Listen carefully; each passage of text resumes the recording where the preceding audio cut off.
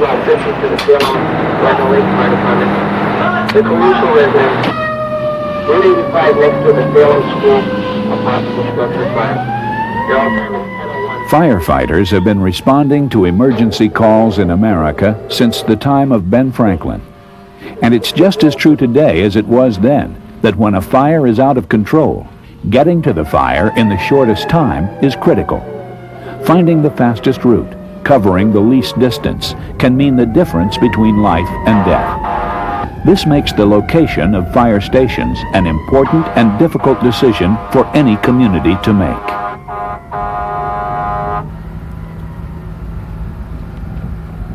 What is the best location for a fire station?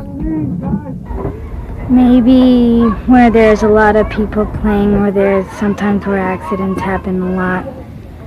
Next to my house. Over there somewhere. I think maybe in the neighborhood. Jim Stanton, the fire chief of the Kensington Volunteer Fire Department, can be more specific.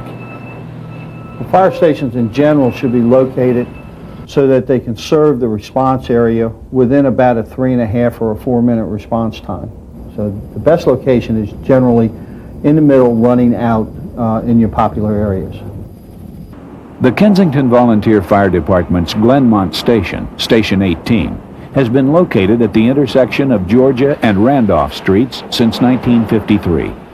Over the years, this semi-rural bedroom community has grown by leaps and bounds. Increased traffic congestion at the fire station intersection is not just a headache for commuters. The county is planning to widen the road to meet the ever-increasing demand. If they do, the fire station will have to be moved. The station needs about 1 acre of land to put in. So what we did within this grid map here, within the dots, which is this whole area in here, we looked at different sites which may house a new fire station.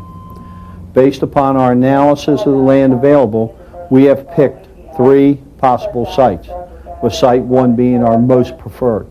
And that's what we've done in here. It involves moving the station about a half a mile to a mile from where it is, and it will involve some changing in response patterns and times. And basically we have to take those times, we have to take the distance, our average speed that we can make going to a fire, which is between 30 and 35 miles an hour on an average, and we have to compute the distances and times to see if we can adequately get into the response area within the 3.5 or 4 minute time frame.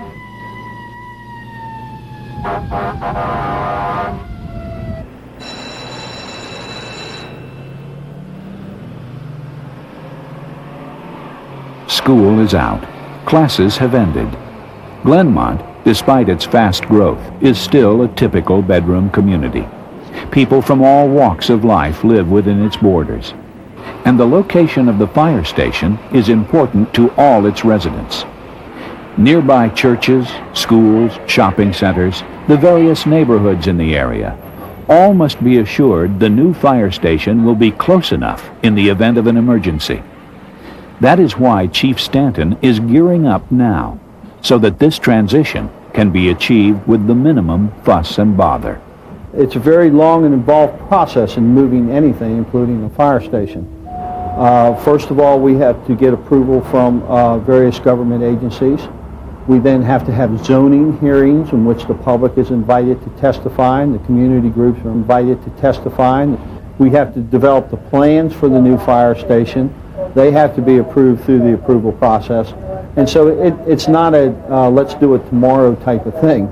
It could take anywhere from 6 months to a year to get all the approvals you need.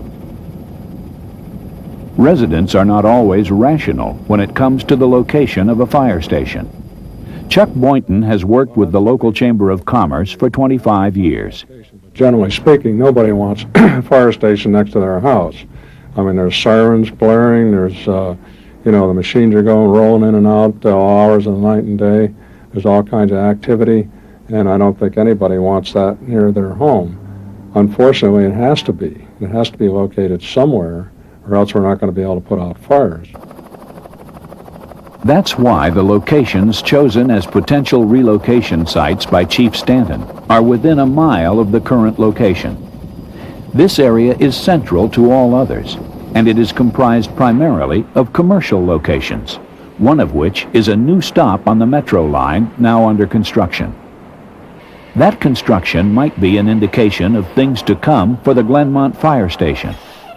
Murray Hunt, an inspector for commercial and residential real estate, and a volunteer firefighter himself, wants the new station to be as much of a landmark as this one is.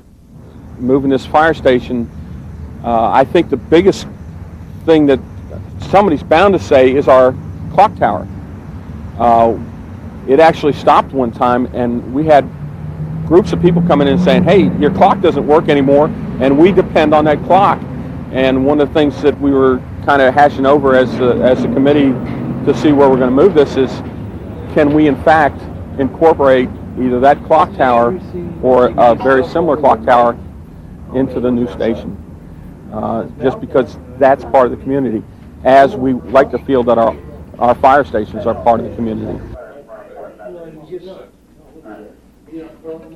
Being at the center, ready for action. That is a key consideration when choosing the best location for a fire station. But the concerns of your community must also be taken into account so that the fire station will remain a good neighbor. When the alarm sounds, however, logistical questions are the primary concern: distance and time. And as Chief Stanton has pointed out, distance and time are significant factors to consider when personal property and loss of life are on the line.